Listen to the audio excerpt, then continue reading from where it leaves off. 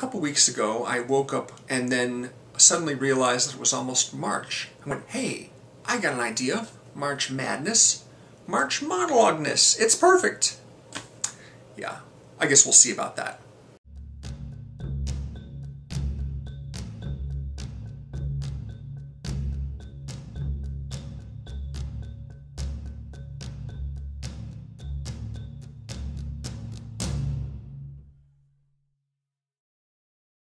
So I posted a little tease video about this series that I'm about to start, and this is something that I've been wanting to do for quite a while.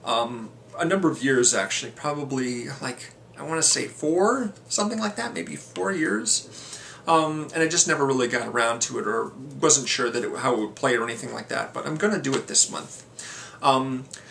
Back in 2012, I was watching videos by a channel called MacGuffin Podcast. I think they've just changed their name to MacGuffin right now, but I'll check on that. I'll leave a link to the video below, the video in question. It was a number of videos in which people were basically just giving top fives on a different aspect of this movie, that movie, this director, this genre, different aspects. And one of the videos they did was top 5 favorite movie speeches. And I thought, that's cool, I'd like to do a video like that. But you know what? Instead of just me getting on camera and doing my top 5 or whatever, just listing movies, how about I actually perform them? I used to be an actor. I was in plays when I was in school, and I've been in short films that friends of mine have done. And it's something that I enjoy. And I've got a lot of dialogue in my head, and some of them are actually long monologues. Maybe don't have them all actually committed to memory word for word, but I've got a lot of rattling around up in there. And so I thought, you know what, I should just like pick 10 monologues that I really, really like and memorize them and deliver them to camera and have that be a series. Now the question was whether or not anyone would actually want to watch that. After all, they could just watch the movies and see the actual actors that did them originally, and that would probably be a lot more satisfying than just me doing them, because it's not like I'd be trying to do a note-perfect impersonation of the actor, even trying to do their accent. I would just do them as me. But then I realized, hey, maybe it could be a participatory thing. You know, we've got Ryan Shadoway, who's gearing up for his big movie marathon again, and a bunch of people I know are going to be doing that, including myself. Maybe this could be a participatory thing too. Maybe I could invite people to pick one of their favorite movie monologues and recite that on camera along with it. So I'm calling it March Monologueness, and I actually created a hashtag too. Never created a hashtag before. Don't know how that's going to work out, but it's M-A-R-C-H and then M-O-N-O-L-O-G-U-E-N-E-S-S. March Monologueness, which is a play on March Madness, of course. So I thought, hey, since it's March and there's a March Madness, I'll just do this and do it in March, and hopefully people will find that amusing in some way. And hopefully people will want to do it as well, so we'll see about that. I am going to be doing, as I said, 10 monologues, and I certainly don't expect anybody else to do that much, because it means posting a new video like every 3 days, memorizing, and then reciting on camera and posting a video every 3 days to get them all done by the end of March. I'm going to try it. Hopefully you can do it, but if you only just want to do, anybody wants to do this, wants to do just 1 or 2, or, you know, 1 per week or something like that, hey, great, you know, that'd be terrific. I've got a link to my Twitter also. Don't have a lot of followers, don't post on Twitter all that much, but I thought since I'm doing a hashtag, I'm going to do Twitter and just send out alerts and maybe get more people interested in watching or maybe doing them as well. Not my usual crowd. I'm going to see if I can get more people involved in doing this. Maybe everyone will do just 1. Maybe they'll do a bunch like I am. I don't know. Here are the rules. Okay, first of all, very simple. A monologue is a bit of uninterrupted speech from a character in a movie, basically. It has to be from a movie and has to be a monologue as opposed to dialogue scene or 1/2 of a dialogue scene. There's a number of different things from movies that would be great monologues if only there wasn't another character interjecting every once in a while. And if you really wanted to do something like that, something that you're really fond of, you could prune and edit a little bit to make it a monologue. But just to give you an example, there's this great rant that Ben Affleck has in Dogma. And I wanted to like fashion that into a monologue and just cut out all of Matt Damon's lines and just, but that really doesn't count. It really doesn't count. So I'm sticking with real monologues instead.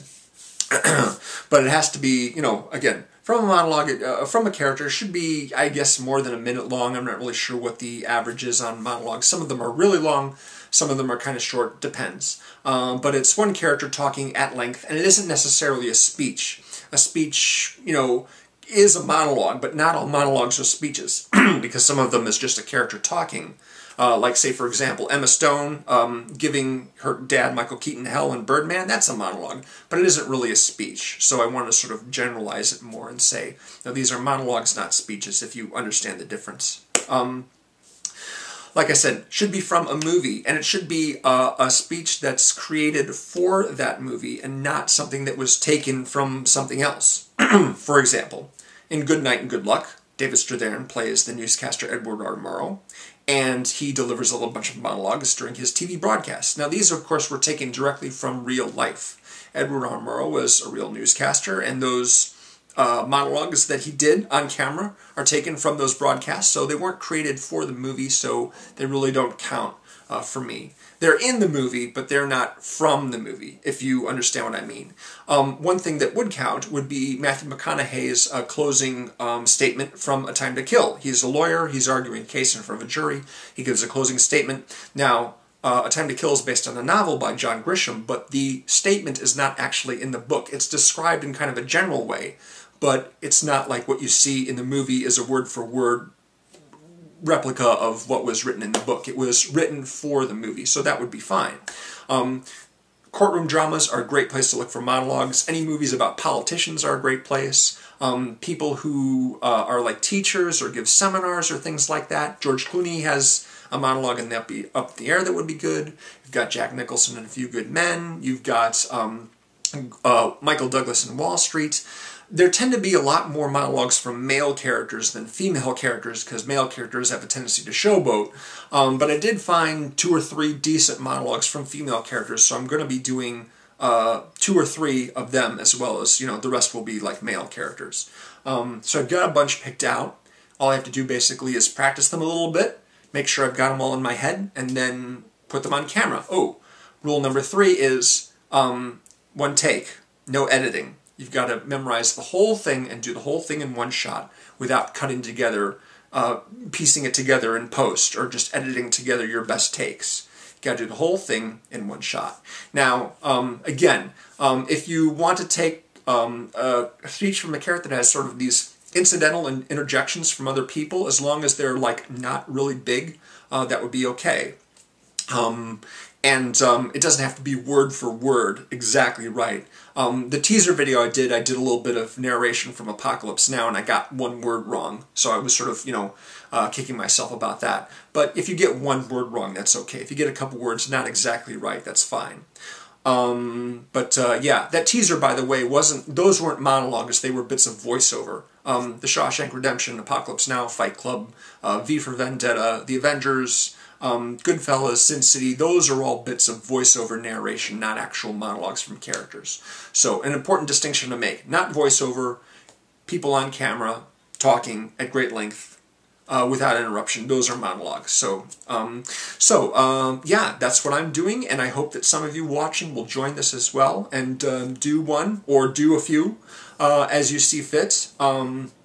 Could be fun. It's something that I would enjoy. I enjoy just doing, just repeating movie dialogue and stuff like that.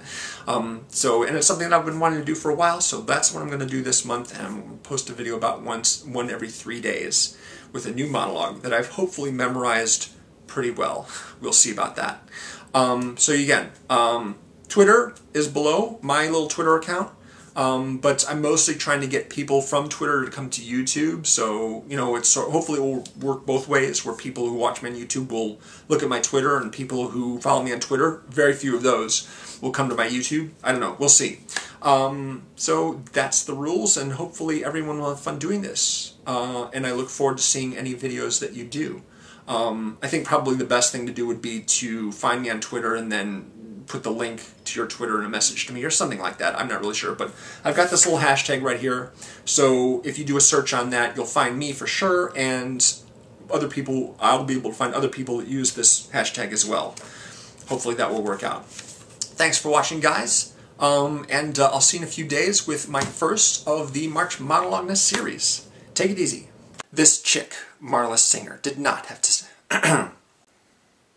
Blunders. Blunders. Blunders.